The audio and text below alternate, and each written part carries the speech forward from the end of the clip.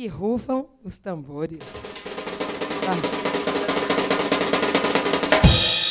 Pergunta, Léo, vai lá. Ela manda eu perguntar e manda rufar os tambores. Eu não sei o que eu faço primeiro. Mas... Bom, nós temos hoje sobre mediocridade, né? E vamos definir o conceito de ser medíocre. Jean, depois o P7. Só um detalhe, por que é P7? É P ponto ou alguma coisa? Não. Meu pai era P6. Ah, é? Não. Seu filho P5, não, P8 na ou verdade P1? é PC. É igual o Santos Dumont. Não é Dumont, É se Dumont, escreve e isso. fala Dumont. Isso. Então é P7, P-E-S-S-E-T. Então fala PC. Mas aí eu prefiro... Eu acho que fica É um com negócio biquinho? no Abrasileirado, carioca. essa No coisa. carioca eu acho que fica melhor P7 mesmo e pegou e tá então aí. dá Mas o seu certo. nome escreve do jeito que você falou mesmo? Isso, P-E-S-S-E-T. Mas eu posso chamar de PC? Acho que não fica bem, PC. não. É, não fica bonitinho pra você, Você é não. cruzeirense, né? Não, eu sou atleticano. Ah, tudo bem. Nós vamos falar o que é mediocridade. Quem vai começar? Vai lá, P7.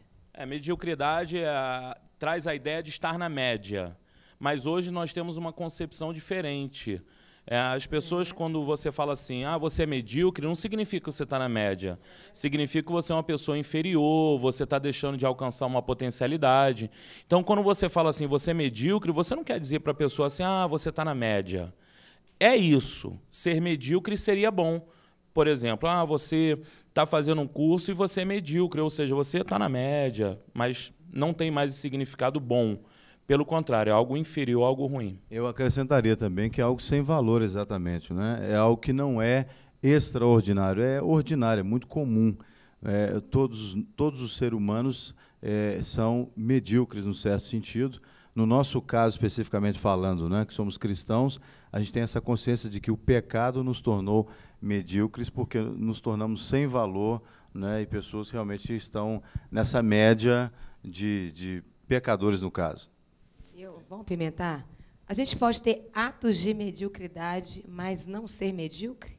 Eu acredito assim. Ou não? Uma pessoa, como que eu posso falar que uma pessoa é medíocre? Como eu posso dizer para ela, você é medíocre? Quando a maioria dos atos dessa pessoa transmite e refletem uma mediocridade. Ou seja, vamos dizer que tem uma pessoa extraordinária. Em algum momento da vida dela, ela pode ter uma atitude medíocre. Uma atitude, sim, não ser uma pessoa medíocre, porque eu acho que ser uma pessoa medíocre é aquela pessoa que transmite, na maioria dos atos da vida dela, uma mediocridade em suas atitudes. Poderia dizer, então, que o bom inimigo do ótimo está dentro da mediocridade? O bom... Inimigo do ótimo? Sim. Está dentro, então? O bom é inimigo do ótimo, realmente. Então? Eu diria até também que as pessoas podem ter pensamentos medíocres, né? Pensando muito no nosso lado cristão, né, nós somos chamados a vivermos uma vida da perspectiva de Deus, né, sonhando os sonhos que Deus tem para nós. E muitas vezes nós podemos pensar a nosso respeito um pensamento medíocre que não é o pensamento que Deus tem sobre nós, né, a nosso respeito. Então podemos sim não só ter atitudes, mas pensamentos também. Um exemplo bacana disso é o exemplo de Pedro. Naquela situação que ele sai do barco, caminha sobre a água. Naquele momento ali, ele teve uma atitude bacana, ele teve fé em Jesus, porque ele fala, se tu és Jesus, manda que eu vou até você. Então ele foi e andou sobre a água. Mas em um determinado momento ele começa a olhar as ondas, começa a olhar para os ventos, as tempestades, e o que ele faz? Ele afunda, ou seja, ele começa a ter um pensamento medíocre em relação a ele mesmo. E depois Jesus reprova ele, fala, homem de pequena fé. Todo mundo pensa que Jesus estava falando sobre fé nele, em Jesus, mas era a fé de Pedro, na minha leitura, em relação a ele mesmo, porque em Jesus ele teve fé, ele caminhou, mas nele mesmo depois ele fraquejou. Não se sustentou na fé. E se tornou um medíocre naquela situação. A gente poderia dizer, então, quando você fica preocupado com o que as pessoas vão pensar a seu respeito e falar a seu respeito, isso seria uma atitude de ser medíocre? Falta de propósito e identidade? Não, eu não acredito nisso. Eu acredito assim, se você se preocupa com alguém, se você se preocupa no que as pessoas vão pensar sobre você, a título do seu testemunho, a título do que você fala, isso não é mediocridade. Vamos dizer que isso é um zelo com a sua imagem, com o seu comportamento, ou aquela imagem que você passa sobre aquilo que você crê. Um exemplo, eu creio em Jesus, então eu tenho que me preocupar com aquilo que eu faço e falo.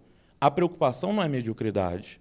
mas deixar com que a preocupação gere em mim uma limitação das minhas atitudes, de não falar algo extraordinário, de não falar algo bom por causa da minha preocupação, aí eu estou sendo medíocre. Eu fiquei pensando aqui, será que a gente viver a mediocridade é quando nós estamos na nossa zona de conforto? Permanecer nessa zona de conforto seria nos tornarmos medíocres? Eu gosto daquela ideia que fala sobre mediocridade, né? A ideia daquele alpinista que ele sobe a montanha e em um determinado momento ele fala assim, mas aqui tá bom. Na metade do percurso, da escalada para o topo, ele para no meio da montanha e fala assim, tá bom, eu vou ficar aqui mesmo. Então ele foi o quê? Medíocre. E ele foi medíocre por quê? Por causa do conformismo, por causa do conforto, da satisfação, e é uma satisfação que eu chamo pessimista, né? Aquela satisfação de estar contente com aquilo que é médio. Então ele foi medíocre. Por causa do quê? Do conforto dele, da inércia, da preguiça, do cansaço. Ele, vou ficar por aqui. Eu pergunto então isso é mediocridade. O ser humano, vê se você concorda comigo, Jean, e você também, P7, o ser humano ele busca estar na zona de conforto, ele busca tudo aquilo que é confortável para ele. Normalmente, o ser humano não gosta muito do desconforto, ele gosta de estar naquilo onde ele tem, às vezes, o controle, o domínio. Então, porque, às vezes, a gente, sem querer, nós estamos buscando a mediocridade sem perceber. Não, e o que é pior, a ideia de mediocridade é justamente essa ideia de conforto, é de você estar na sua zona de conforto. E a ideia de você subir, transpor os limites, seja no casamento, seja na vida profissional, na vida ministerial, na vida espiritual, é sair da zona de conforto, é você ir para lugares que você nunca viu. Imagina Josué atravessando o Rio Jordão, ele nunca esteve lá do outro lado. Ele teve que sair da zona de conforto dele. É desbravar o desconhecido. Isso é o quê? Transpor os limites, ir para o topo. Então, eu creio que toda pessoa que se prende na mediocridade, de certa forma, ela está se prendendo a uma zona de conforto. E a vida no dia a dia, ela sempre nos conduz para um posicionamento medíocre da perspectiva de Deus. Obviamente, da perspectiva humana, você está alcançando níveis que a raça humana poderia alcançar, mas da perspectiva de Deus, nós estamos sempre aquém daquilo que Ele pensa a nosso respeito. Então, haja vista que Ele disse lá para o povo de Israel, num contexto lá, obviamente, de Jeremias 29, né, que é o contexto do exílio, ele fala, né, eu sei os pensamentos que eu penso a vocês, são pensamentos de paz, etc., e tal, para dar a vocês o fim que vocês esperam. Mas nós sempre somos condicionados a um conformismo, a um comodismo, de acordo com aquilo que o mundo coloca no dia a dia, mas não de acordo com o que é a expectativa de Deus. Por isso que o apóstolo Paulo diz lá em Romanos, né? Não vos conformeis com este mundo, mas transformai-os pela renovação da vossa mente. Por quê? Tudo começa na mente. Então, se eu assento a minha mente nessa mediocridade, eu não consigo dar um passo além nesse propósito que Deus tem estabelecido para nós. Certamente, complementando aqui o que vocês falaram, então, a falta de conhecimento, você pode cair dentro da mediocridade. Sem dúvida alguma.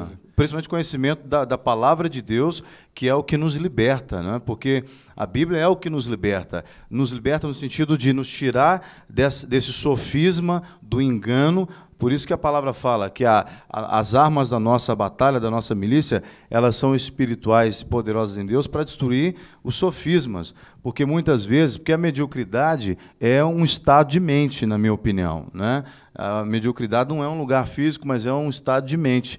Você pode estar, por exemplo, dentro de um presídio, como Paulo esteve, e Silas, e não ser medíocre. Não é? Quer dizer, não é um local, mas é um estado de mente. Então, se você tem a sua mente renovada, transformada, você pode voar, não é, para onde Deus quer te levar. Eu quero pôr pimenta nesse negócio. Posso? Posso.